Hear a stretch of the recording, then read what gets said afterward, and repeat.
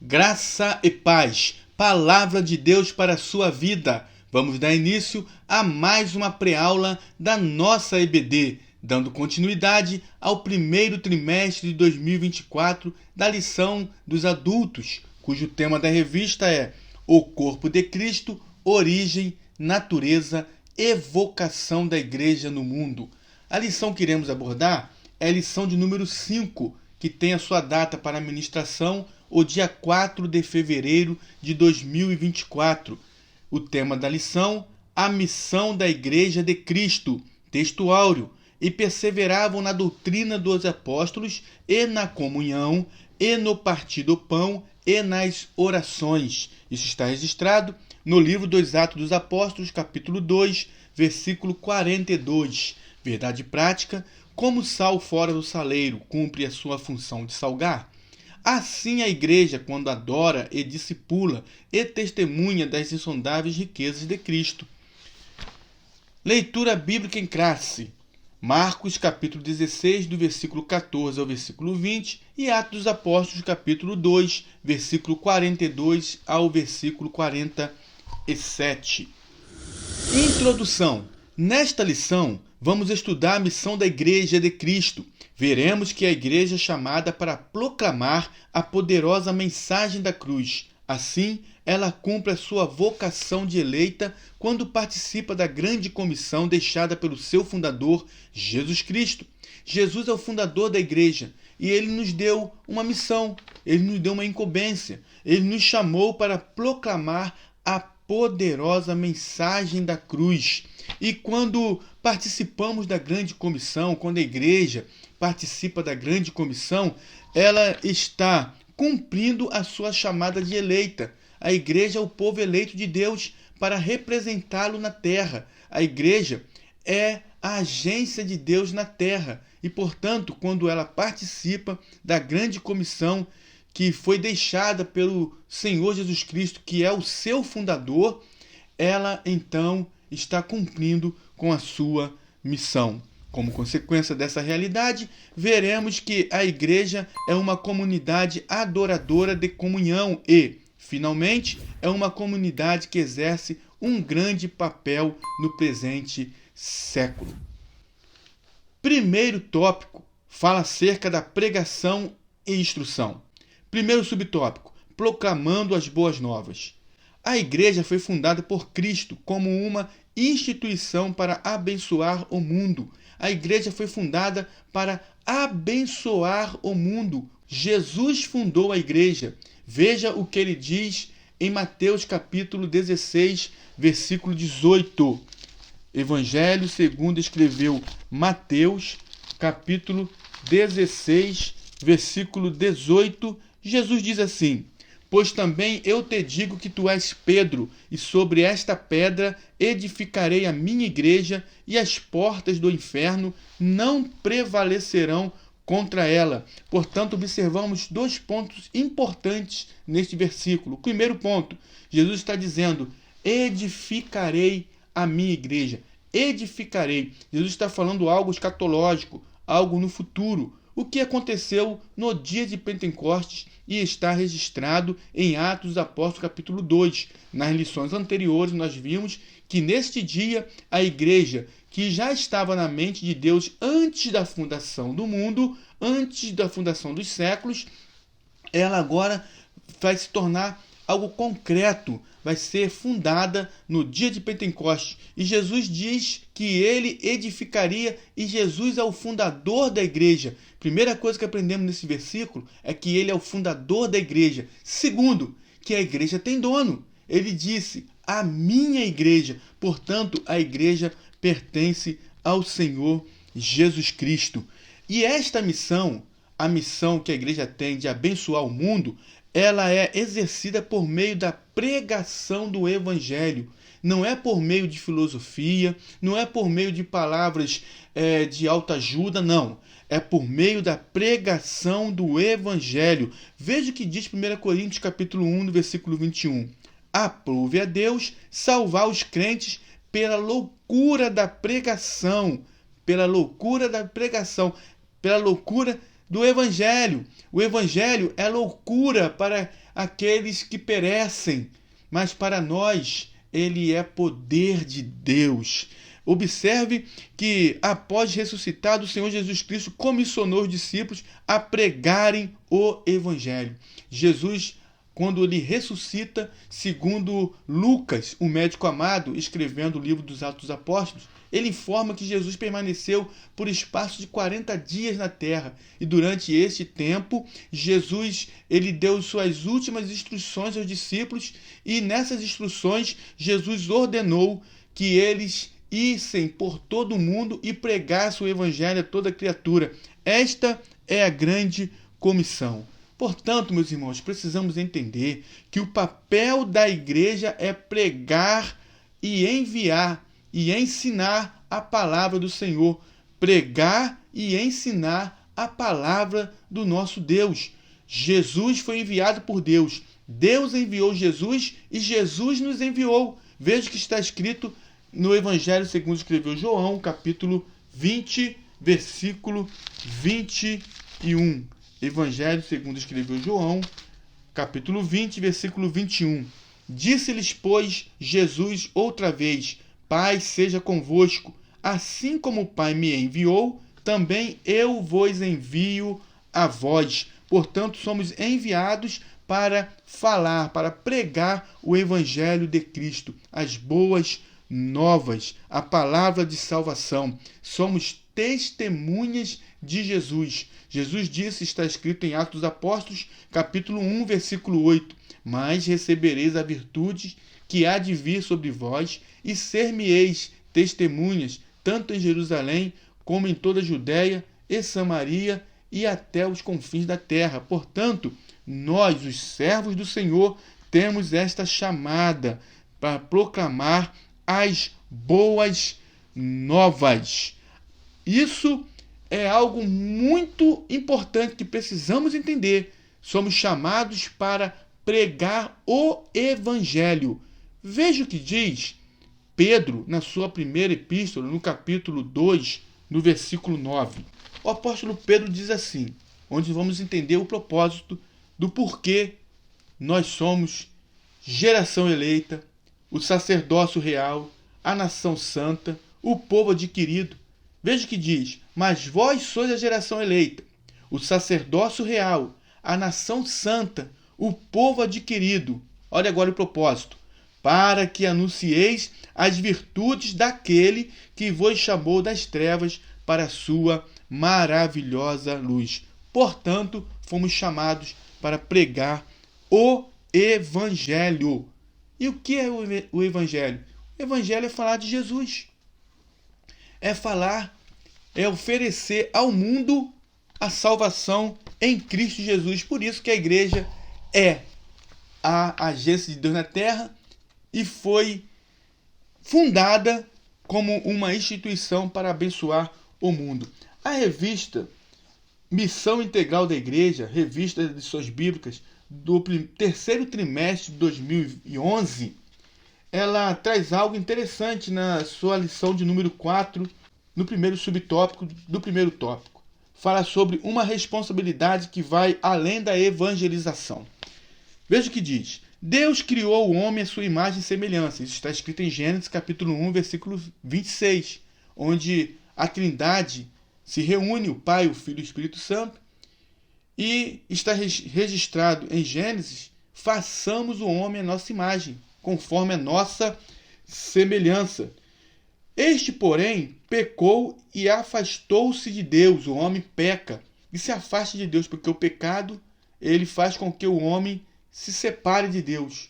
O homem, então, ele se torna alienado de Deus. É o que está escrito em Isaías, no capítulo 59, no versículo 2. Mas as vossas transgressões fazem separação entre vós e o vosso Deus. E por causa do pecado, por causa disso, o homem recebeu a sentença, uma sentença sombria, a morte física e espiritual. Romanos capítulo 3, versículo 23, que diz: porque todos pecaram e destituídos estão da glória de Deus. Há 3 tipos de morte: a morte física, a morte espiritual e a morte eterna. A morte física é a separação da alma do corpo. a morte espiritual, o homem está vivo, está caminhando, está falando, porém, ele está morto espiritualmente, porque ele não tem Jesus na sua vida. Portanto, ele está morto espiritualmente falando. E a morte eterna, quando ele morre, estando morto espiritualmente, o destino desse homem é a morte eterna. Então, Jesus veio para trazer vida, e vida com abundância.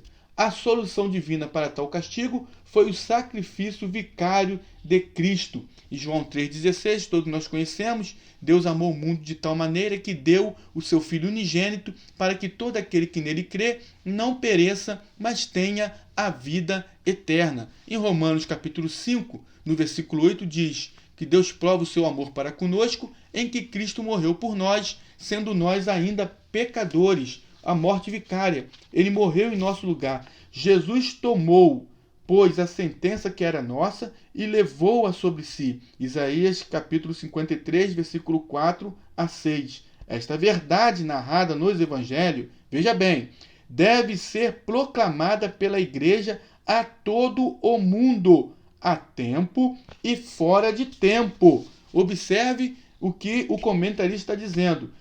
Esta verdade, que é o que acabamos de ler agora, apresentando Jesus como a solução, como um remédio eficaz para que o homem tenha vida eterna, para que o homem seja liberto do pecado. Esta verdade, narrada nos evangelhos, deve ser proclamada pela igreja a todo o mundo, a tempo e fora de tempo. Esta revista tem como consultor doutrinário o saudoso pastor Antônio Gilberto, um homem de Deus que já se encontra nas mansões celestiais, e o comentarista das lições deste terceiro trimestre de 2011 foi o pastor Wagner Gabi. Então observe que nós fomos chamados para pregar o Evangelho, a palavra genuína, é falar de Jesus. O Evangelho é simplesmente maravilhoso e maravilhosamente simples. Fomos chamados para falar que Jesus Cristo salva, cura, batiza com o Espírito Santo, liberta o homem, batiza com o Espírito Santo e leva o homem para o céu. Vamos agora ao segundo subtópico, o objeto da pregação, o foco da pregação. O objeto das boas novas não se refere a alguma coisa, mas a alguém, a uma pessoa. E que pessoa é essa, meus irmãos? Os cristãos primitivos não cessavam de ensinar e de anunciar a Jesus Cristo. Isso está em Atos dos Apóstolos, capítulo 5, no versículo 42. Pregar a Jesus Cristo não é pregar uma coisa ou uma mensagem subjetiva, mas proclamar ao mundo caído que ele está vivo. Jesus está vivo e pronto para salvar. Pregar o Evangelho é dizer que aquele a quem nós pregamos, Jesus Cristo, ele não está no túmulo, ele ressuscitou e ele está agora assentado à destra de Deus Pai, exercendo o seu sacerdócio, a sua função sacerdotal. Jesus, ele está vivo. Paulo teve um encontro com ele na estrada de Damasco. Os discípulos viram Jesus quando ele, após ter ressuscitado, Jesus apareceu diante deles. E eles ficaram com Jesus durante 40 dias, recebendo instruções de Jesus. Jesus ressuscitou e está vivo. Ele é o nosso Senhor. Nós não estamos pregando alguém que morreu e permaneceu no túmulo. Nós estamos pregando, falando acerca de um que ressuscitou. A igreja prega Jesus ressuscitado, que morreu na cruz, mas ressuscitou ao terceiro dia, para que através dele nós pudéssemos ter vida e vida com abundância. Pudéssemos ter vida eterna, vida ao lado dele eternamente. Portanto, nós pregamos alguém que está vivo. A pregação da igreja, a pregação do Evangelho, o objeto da pregação é Jesus Cristo. Ele deve ser o centro da pregação. A pregação não pode estar centrada no pregador. Não é o pregador que aparece. Quem tem que aparecer é a pessoa de Jesus Cristo. A pregação deve ser cristocêntrica. Veja o que diz o apóstolo Paulo na sua primeira carta aos Coríntios, no capítulo 1, no versículo 22. Paulo escrevendo aos Coríntios, capítulo 1, versículo 22, ele diz assim: porque os judeus pedem sinal e os gregos buscam sabedoria. Agora Paulo diz assim, mas nós pregamos a Cristo crucificado. A nossa pregação é falar de Cristo e ele crucificado e que ressuscitou ao terceiro dia. Veja o que diz ainda, 1 Coríntios capítulo 2, no versículo 2.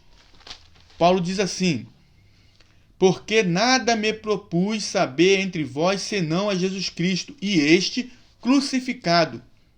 Versículo 4. A minha palavra e a minha pregação não consistiram em sabedoria humana ou em palavras persuasivas de sabedoria humana, mas em demonstração do Espírito e de poder. Paulo está dizendo, a minha palavra, a minha pregação não foi de sabedoria humana.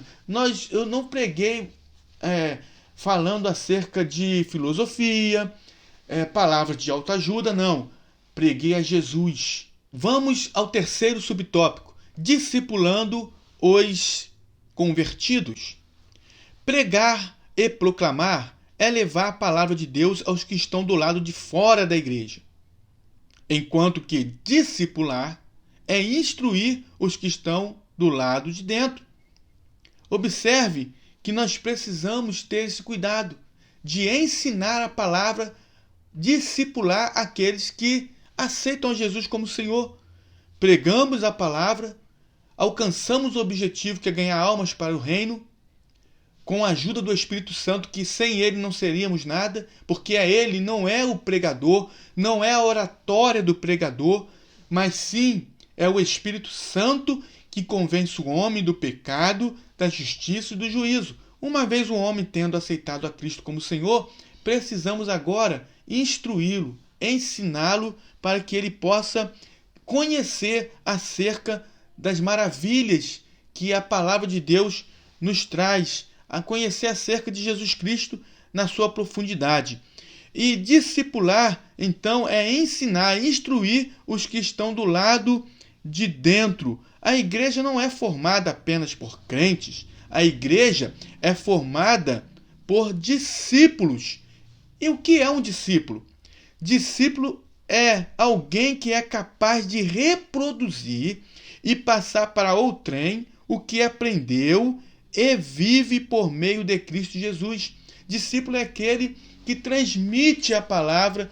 Ele um dia aprendeu, teve um discipulado, ele aprendeu a palavra, ele aprendeu os rudimentos da palavra e agora ele está transmitindo para outros que chegam na igreja. Um dia nós fomos novos convertidos e aprendemos a palavra do Senhor, estudando. Alguém nos ensinou a palavra e agora nós estamos discipulando outros. Isso é um trabalho muito importante da igreja, o discipulado. Observe que esse trabalho era feito pela igreja primitiva. Os irmãos, os cristãos do primeiro século, já realizavam esse tipo de trabalho. Veja o que diz Atos dos Apóstolos, capítulo 5, versículo 42. E todos os dias no templo e nas casas não cessavam de ensinar e de anunciar a Jesus Cristo. Eles pregavam e ensinavam, ensinavam e pregavam. Isso é muito importante. Jesus nos chamou para pregar e ensinar. Discipular é parte da grande comissão. Vamos ao segundo tópico da nossa lição: adoração e edificação. Uma comunidade adoradora é o primeiro subtópico. No contexto bíblico, a adoração significa dar a glória que é devida somente a Deus. Somente Deus é digno de toda honra, de toda glória, de toda adoração. No livro do Êxodo, capítulo 20, no versículo 4 e 5, traz ali os 10 mandamentos e mostra que o primeiro mandamento é adorar o Senhor. Devemos adorar a Ele, somente a Ele. Ele exige exclusividade da nossa parte. Só Ele deve ser adorado. Isaías, no capítulo 42, versículo 8, Deus usa a boca do profeta Isaías para dizer que ele não divide a glória dele com ninguém. A glória é dele, a honra é dele, o louvor é só para ele. Só ele é digno de adoração e de glória. O Salmo 29, versículo 2 também fala acerca da adoração ao Senhor. Filipenses capítulo 4, versículo 20. Vai anotando aí que é bom, na hora da aula, você ter essas referências. Primeira carta do apóstolo Paulo a Timóteo, capítulo 1, no versículo 17. Adorar é tirar a atenção de nós mesmos para centrarmos unicamente no Senhor. Veja o que Jesus disse, está registrado em Mateus, capítulo 4, no versículo 10. Evangelho segundo escreveu Mateus, capítulo 4, versículo 10. Vamos estar lendo este versículo que é muito importante para o nosso entendimento. Evangelho segundo escreveu Mateus, capítulo 4, versículo 10. Que diz assim, Jesus está falando aqui, está falando diretamente para o inimigo, para Satanás, dizendo para ele, vai-te Satanás, porque está escrito, ao Senhor teu Deus adorarás e só a ele servirás. Sabemos que Jesus usou a palavra para refutar, para vencer este momento de tentação no deserto. Jesus usou a palavra. Então Jesus cita aqui a palavra dizendo que está escrito, ao Senhor teu Deus adorarás e só a ele servirás. Portanto, a nossa adoração deve ser dada somente ao Senhor. Adorar tem a ver com a nossa maneira de ser, agir e viver. Nós, os cristãos, devemos ter a adoração como um estilo de vida. Precisamos ter ela como algo que faça parte do nosso viver. Adoração é viver a vida para Deus. Esse é o sentido do termo grego latreia, traduzido por adorar. O apóstolo Paulo roga à igreja que apresente a Deus o seu corpo em sacrifício vivo, santo e agradável a Deus, que é o vosso culto racional. Isso está registrado em Romanos capítulo 12, versículo 1. A palavra culto, aqui neste versículo, nesse texto, traduz o termo grego latreia. O sentido é o de um serviço prestado a Deus de forma consciente e integral. É viver totalmente para o Senhor. Que possamos viver totalmente para o nosso Deus, adorando-o a todo instante, a todo momento. Que possamos ter uma vida de adoração ao nosso Deus.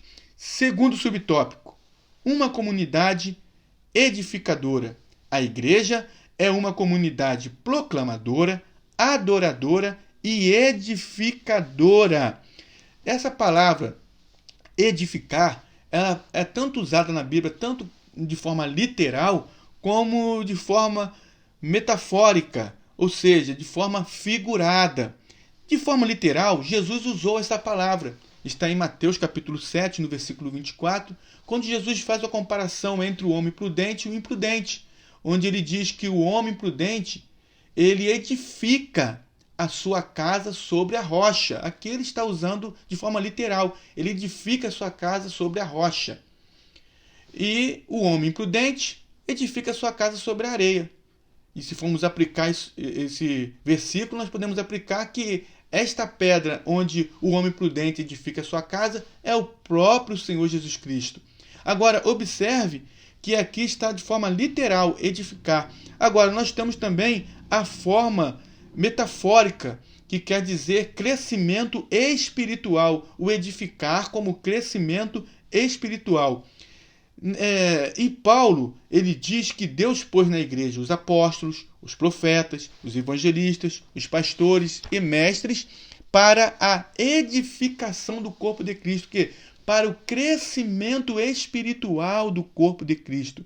Por isso, nós precisamos ter isso em mente, que a igreja, enquanto corpo de Cristo, nós edificamos uns aos outros. Nós precisamos edificar uns aos outros, conforme diz 1 Tessalonicenses capítulo 5, versículo 11, e eu quero ler juntamente com os irmãos.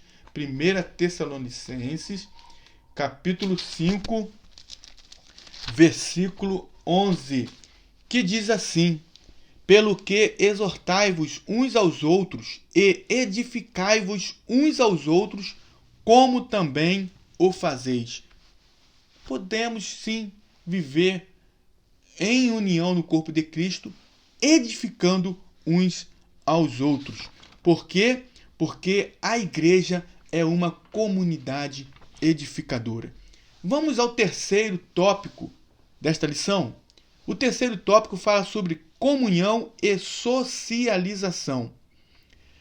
Primeiro subtópico: a fé na esfera fraternal. Um dos pilares da igreja primitiva estava na comunhão. A igreja primitiva, os cristãos do primeiro século, eles perseveravam na comunhão. Veja o que diz Atos dos Apóstolos, capítulo 2, no versículo 42. Atos dos Apóstolos, capítulo 2, versículo 42, diz assim: e perseveravam na doutrina dos apóstolos, e na comunhão, e no partir do pão, e nas orações. Eles participavam, eles perseveravam na comunhão. Comunhão aqui vem do grego koinonia, que significa parceria, participação, comunhão espiritual. Se nós estamos na luz, irmãos, nós andamos em comunhão uns com os outros. Veja o que diz a primeira epístola do apóstolo João, no capítulo 1, versículo 7. Mas, se andarmos na luz, como ele na luz está, temos comunhão uns com os outros, e o sangue de Jesus Cristo, seu Filho, nos purifica de todo pecado. Portanto, quem está na luz tem comunhão, tem koinonia uns com os outros. Onde não há comunhão entre os crentes, também não há igreja solidamente edificada. Não há, portanto, igreja onde seus membros vivem isolados e não mantêm comunhão uns com os outros. É importante estarmos na igreja local.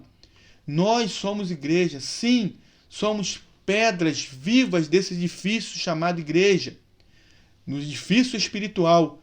Porém, precisamos estar unidos, reunidos em koinonia, em comunhão, para que possamos assim desenvolver aquilo que nós precisamos desenvolver como corpo de Cristo. A igreja, o corpo de Cristo, ela não vive em trevas, vive em luz, e por viver em luz, todos os seus membros têm comunhão uns com os outros. Segundo subtópico: unidade e fraternidade. A igreja do Novo Testamento se expressa por meio da unidade e fraternidade entre seus membros. Ela se expressa, ela se manifesta, ela se revela por meio da unidade e a fraternidade. O que é a fraternidade? Fraternidade é a afeição entre irmãos. Precisamos ter afeição uns pelos outros. Esse desejo de unidade e fraternidade estava na mente, no coração do apóstolo João, quando ele escreve a sua primeira carta. Veja o que ele diz no versículo 1, ou melhor, no capítulo 1, no versículo 3. O que vimos e ouvimos, isso vos anunciamos, para que também tenhais o quê? Comunhão conosco. João está dizendo, o que eu estou escrevendo nesta carta para vocês é o que eu vi e o que eu ouvi. E isso eu estou fazendo, eu estou anunciando a vocês, para que vocês também tenham comunhão conosco. Tenham a mesma unidade de pensamento, a mesma doutrina, o mesmo conhecimento. Tenham união, fraternidade. Jesus orou pela união fraterna de seus discípulos. João capítulo 17, versículo 21, quando Jesus pede que todos sejam um. Um dos grandes males da igreja odierna está justamente na quebra da comunhão cristã, o que tem provocado grande fragmentação no corpo de Cristo. Quando a união cristã, essa quebra da comunhão cristã, ou seja, do laço fraternal, quando isso acontece, provoca uma ruptura muito forte na igreja. E isso traz uma fragmentação no corpo de Cristo. Portanto, devemos nos esforçar por manter a comunhão cristã em nossas igrejas locais. Terceiro subtópico, a fé na esfera social. Muito importante esse subtópico. A fé cristã também precisa ser expressa na esfera pública. Ela tem o seu lado social. Toda igreja, uma igreja local, né, que nós já falamos que uma igreja local ela precisa ter hall de membros, estatuto social, precisa ter um CNPJ.